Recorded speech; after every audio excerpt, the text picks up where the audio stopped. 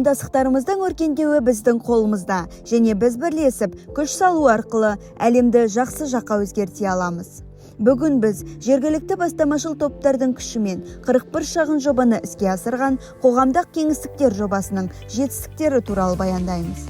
Бұл жоба биыл Атырау қаласында 2-ші жыл іске асырылды.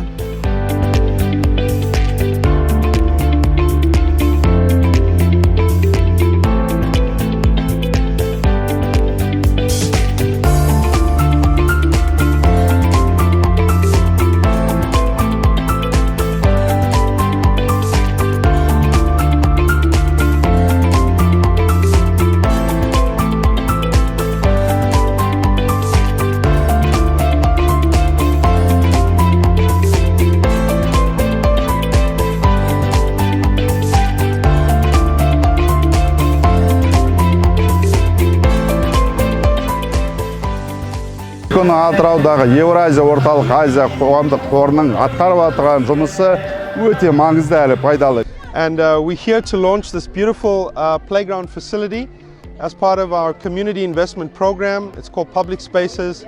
Міне бүгін біз қуаныштамыз, балаларымыз алаңсыз ойнайды, біздер алаңсыз отырамыз, машина бірдеме қағып кетеме деп қорқатын едік бұрын.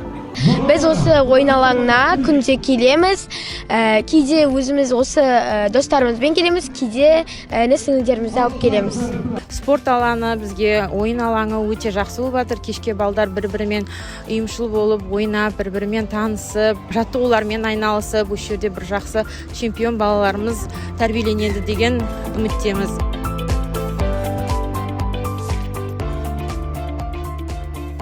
В программе «Общественные пространства», направленной на улучшение условий жизни в населенных пунктах Атырауской и Мангистауской областей, исполнилось 5 лет. Ее цель – решение проблем на местном уровне с участием активного населения. Программа реализуется неправительственным фондом и спонсируется компанией «Тенгизшевройл». В городе Атырау проект работает с прошлого года. В этом году победителем программы стали более 40 жителей.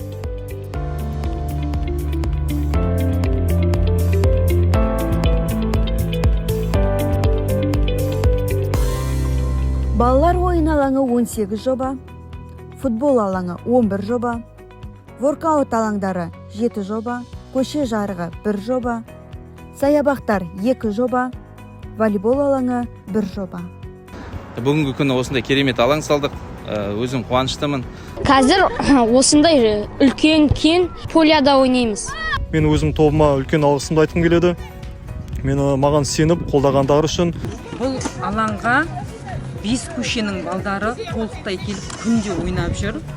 Офлайн тренингтер мен семинарлар саны 19, онлайн консультациялар 171, тренинг қатысушылары 183, өтінімдер саны 64, шағын жобалар саны 41, жоба қатысушылары 800, бенефициарлар саны 17500. Қауымдастықтың үлесі 134 миллион теңге және 900-ден астам ағаш отырғызылды. Әкімдік өкілдері 6. Бұқаралық ақпараттар құралдарындағы жарияланымдар саны 100. Қаржы алып көшемізге жарық жүргізіп, керемет болды, жақсы болды. Всегда осы жаққа келеміз, бізге мынақты ұнайды. Өз алаңдарында футбол ойнауда, спортпен айналысып жатыр. Бұл өте керемет жоба. Спорт жобасының басшылығына үлкен алғысымызды білдіреміз әкімдіктің атынан. Жобамыз өзінің деңгейінде бітті деп сенеміз. Балдарымыз осы жерде ойнап, қуанып жатыр.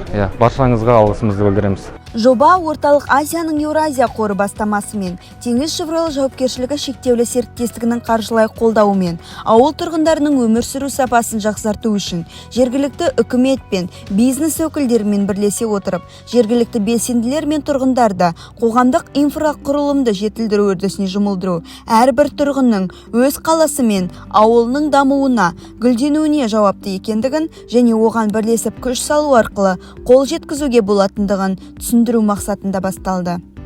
Мақсатқа жету үшін жоба командасы өз алдына бірнеше міндеттер қойды.